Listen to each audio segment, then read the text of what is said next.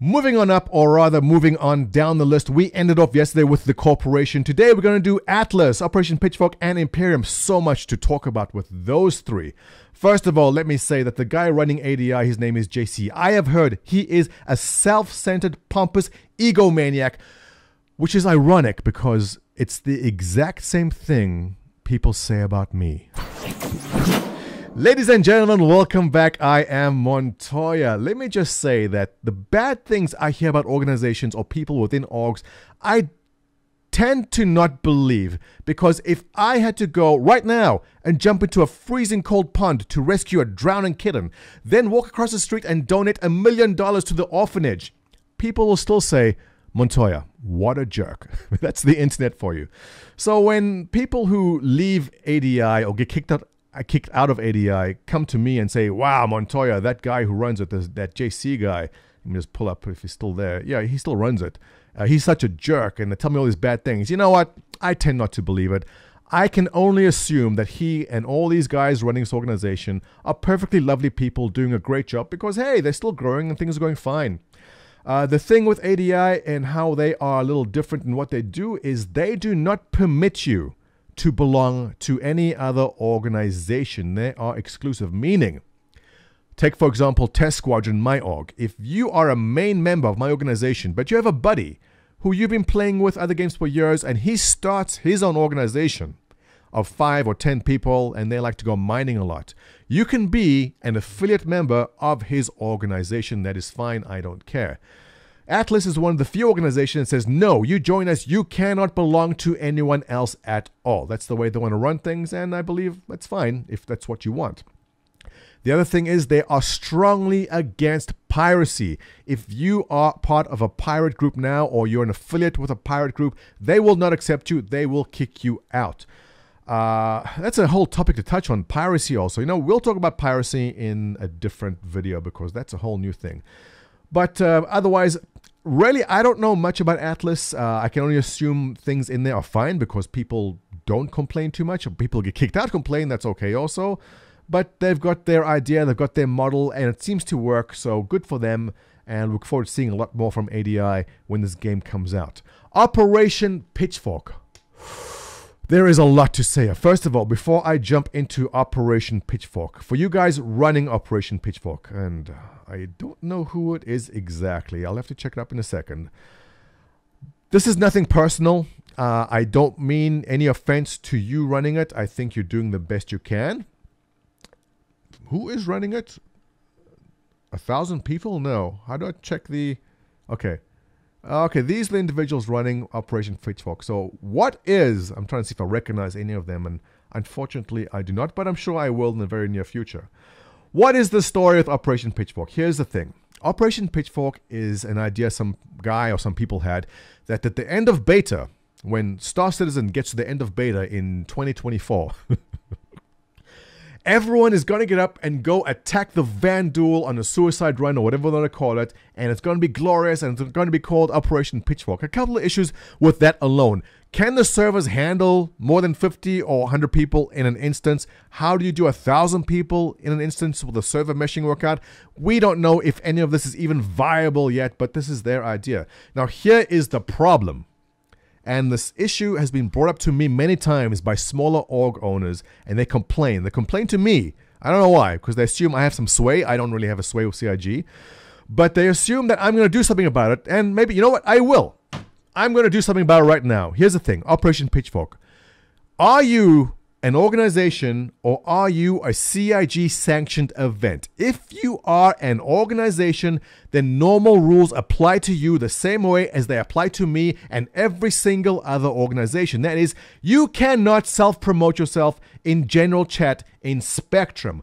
I cannot go into Spectrum, into Gen Chat and say, hey guys, Test Squadron's having this amazing event this weekend. Come sign up, come check out our merch store. I cannot do it. That is self-promotion. If it was allowed, there would be hundreds of organizations just spamming all day long. It would get tedious.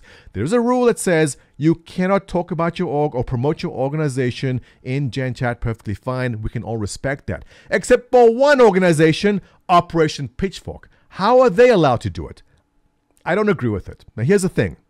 If this is an official CIG sanctioned event, then community managers should be running Operation Pitchfork, not some members. But if this is an official event, what happens the day after the event? Will Operation Pitchfork, the org, disband and disappear?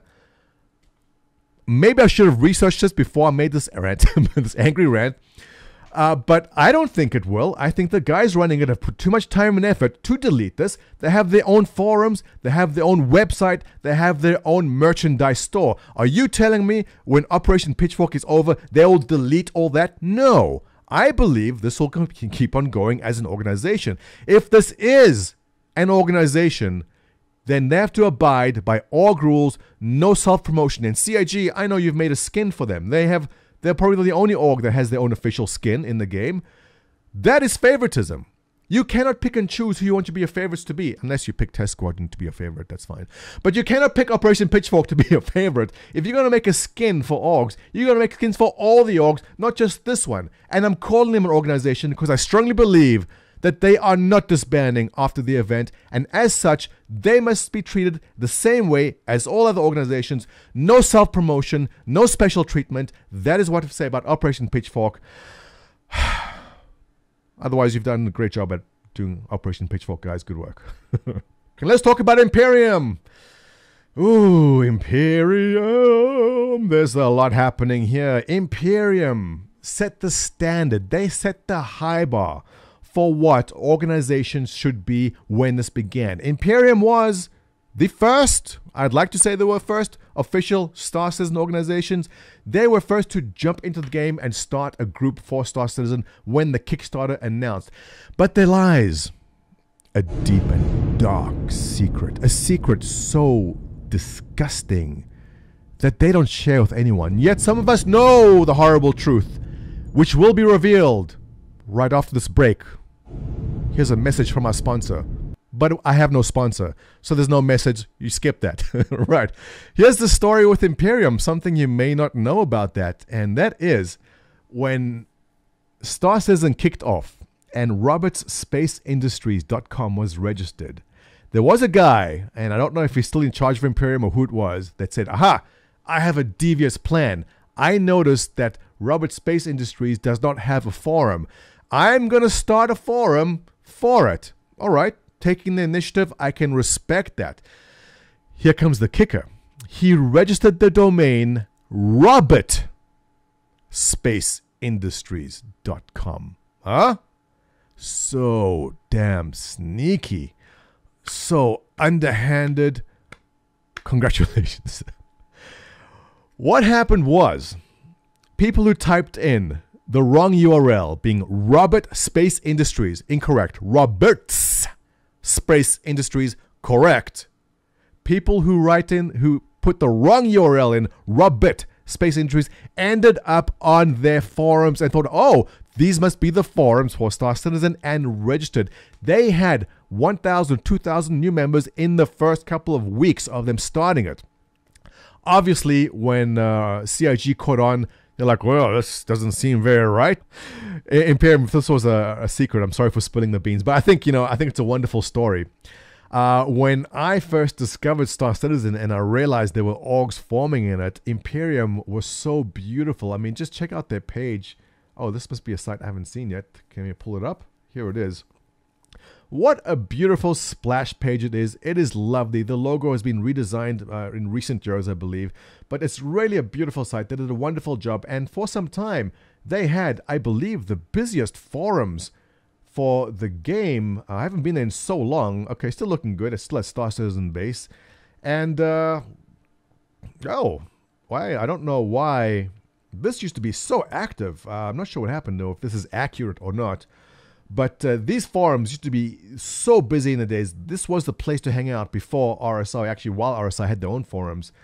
I gotta take my hat off, but I can't because the glare will blind the camera, and give kudos to Imperium for their initiative and what they did. It really kicked things off for them. They set the high bar for branding. I think the branding is absolutely beautiful. They did a great job.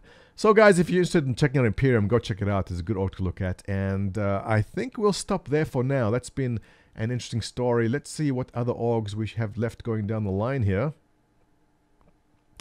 Serenity, LTT, that's Linus. Cognition, I don't think there's anything there. Dust Cartel, the Germans, we've got to do. Taboo's interesting. Planet Express crew, yes. Lamp.